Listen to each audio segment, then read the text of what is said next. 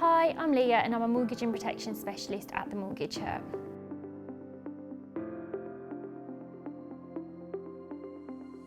If your current mortgage deal is about to expire, your monthly payments are probably about to increase. So if you are considering remortgaging but you're unsure about how to go about getting the best deal when you switch, this video is for you.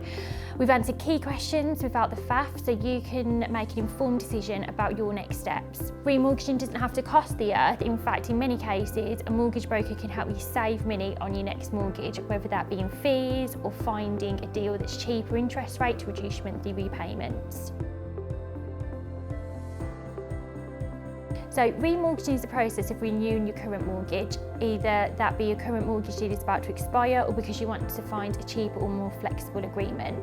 Lots of mortgage products have a fixed rate of interest that is set for a fixed period, most commonly 2 or 5 years. After this period comes to an end, the rate reverts to the lender's standard variable rate, or SVR, and this is when your mortgage repayments can become expensive. Switching your mortgage to another deal before this happens can help you reduce the amount of interest you pay and could lower your monthly repayments. A mortgage is one of the biggest commitments you'll ever make, so it makes sense to keep checking that you've got the best deal. Over time, circumstances change too, so remortgaging to a different deal or mortgage provider could grant you the flexibility or change in terms and conditions that you've been looking to fit in with your lifestyle.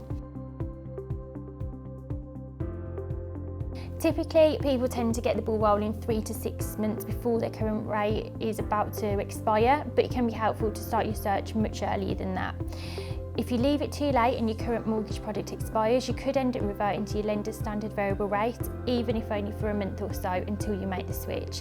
That's going to cost you money, as a standard variable rate is usually charged with a higher rate of interest and therefore increases your monthly payments. Ask your current lender about the mortgage deals they have, as you may be able to do a product transfer which cuts out the solicitors and can be more convenient. However, this isn't always the cheapest option, as it could mean you miss out on a better deal elsewhere. When your mortgage deal is coming up for renewal, contact your mortgage broker to prepare the search and find a new deal, whether that's with your current lender or a new one. A broker has access to a variety of mortgage products with different lenders and can thoroughly compare the pros and cons of each on your behalf, narrow down your options and present you with the best deals. Once you've found a deal that you're happy to proceed with, you'll need to have the necessary documents prepared, including your bank statements, passport, proof of address and proof of commissions or bonuses if relevant. Just like with your original mortgage application, your affordability for the loan and your ability to repay that amount under your chosen term will be assessed. Your mortgage lender will also require a survey on the property and an independent valuation. If they're happy with these things, then they'll give you a mortgage offer. Your solicitor then requests a redemption letter from your current lender, and effectively your old mortgage is paid off and your new mortgage begins.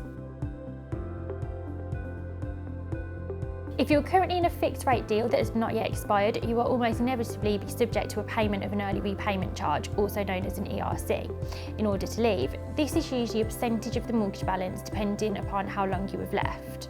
If you're thinking of remortgaging as a way to consolidate debt or to pay for a project, make sure you do your sums carefully. Remortgaging may seem attractive as mortgages have relatively low interest rates when compared to credit cards or loans, but borrowing over a long period may cost a lot more in the long term.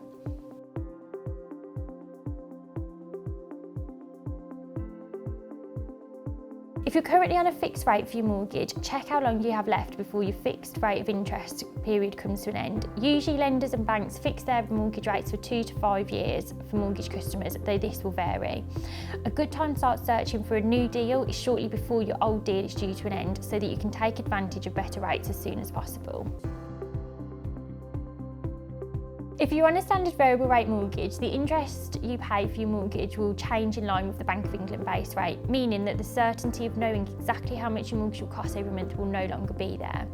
If you are currently on a standard variable rate, you may be able to save money by moving to a fixed deal. If you're committed to an initial deal, it is important to consider that early repayment charges may be payable when you move lenders. These can be quite significant and there is usually a small exit fee to pay as well. However, it may still be worth considering remortgaging. The savings can be considerable, especially if you have a large existing mortgage, but it is important to work out what the costs may be first so that you know whether this will be right for you. Equity is the amount of the property you own debt-free. The higher the percentage of equity in your property, the more likely it is that you'll get a better mortgage rate. If you have owned your property for a while, or market changes mean that it has increased in value quickly since you've got your mortgage or last had your property valued, it may be worth seeing if you could get a better deal. If the current value on your home means that you are now in a different loan to value bracket, it may be possible to get a lower rate of interest and reduce your monthly mortgage payments. Sometimes the mortgage you choose when buying your property no longer meets your needs. It may be that your personal circumstances have changed and you would like a mortgage with the flexibility to allow you to take an occasional payment break. Or you may want to make regular overpayments so you can pay your mortgage off earlier, but your current mortgage deal would penalise you for doing this. There are lots of different mortgages out there which may suit your revised needs. Perhaps you're now in the position to pay a little more every month, so the option of a repayment mortgage where you have the comfort of knowing that your debt will be fully repaid at the end of the term seems attractive. The monthly amount would increase, but it would be consistent and you would no longer have to find a big lump sum at the end of the term to pay off the mortgage amount borrowed. Whilst many lenders may be happy to make a change for you, if you are considering this, it still makes sense to review the market to see whether you can change to a repayment mortgage and take advantage of a better deal than your current lender may be able to offer you.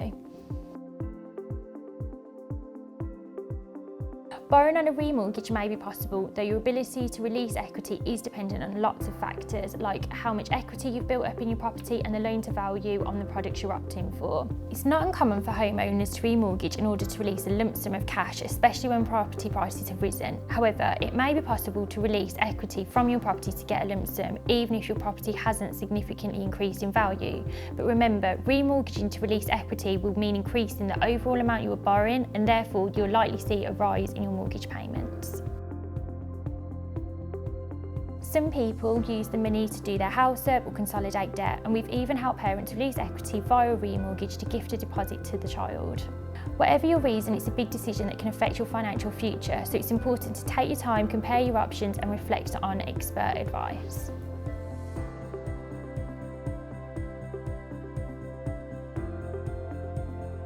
Your lender will carry out any credit checks when you make an application to assess whether you're the sort of person that manages their financial commitments well and whether they can expect to be able to collect mortgage repayments from you without any problems.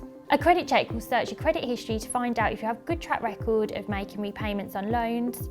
The credit report will list your past credit cards, overdraft, mortgages, other loans and even bills such as mobile phone contracts and utilities. It will cover all accounts open within the last 6 years. Start looking at your options up to 6 months before your old deal is due to end. A lot of mortgages will allow you to switch to a new deal up to 3 months after you are accepted, and some will allow up to 6 months. So that means you can secure a new rate now and use it up to 6 months' time and potentially protect against rate increases.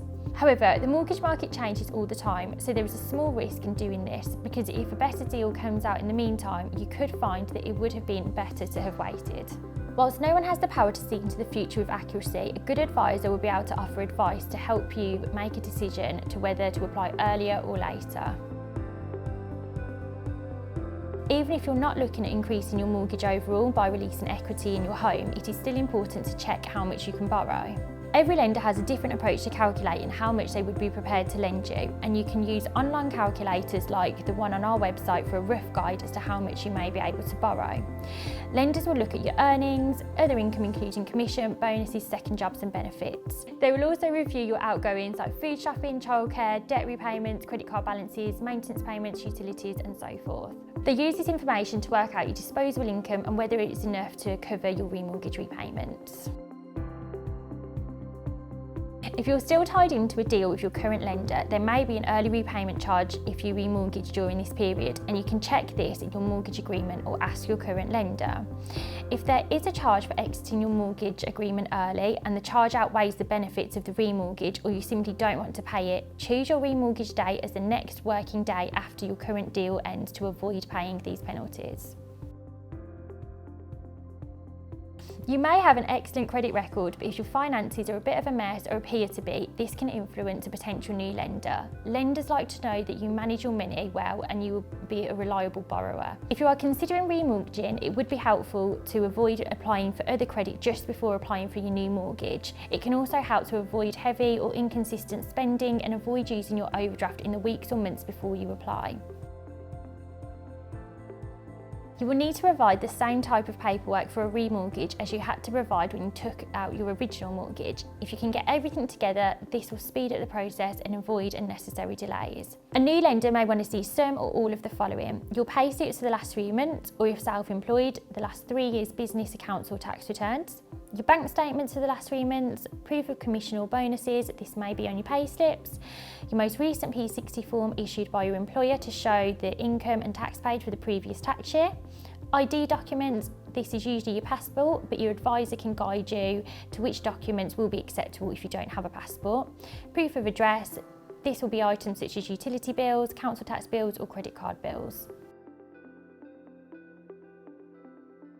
Yes, we help self-employed people remortgage all the time. It's not impossible and there are good rates to be had depending on your circumstances. It pays to be prepared. The documents you may need include business accounts. If you run your own business or are self-employed, you should be able to provide 3 years of accounts. Some lenders will accept 2 years and there are even those who will accept 1 year's accounts. Tax returns. 1 to 3 years tax returns can be accepted by a lot of lenders. Some lenders would assess your income on your net profits and salary rather than salary and dividends.